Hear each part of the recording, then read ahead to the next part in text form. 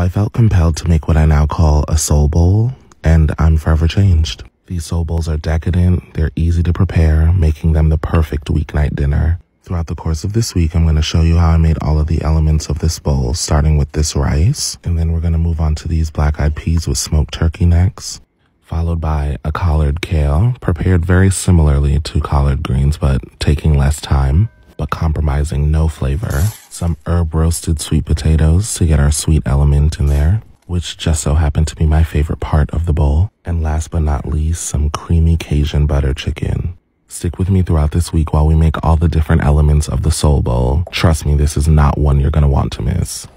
Now watch me put together the perfect bite. It was hard to get all of this on the fork, but trust me, it's like a party in your mouth. Oh, wow. Soul bowl. Yeah, this is eating per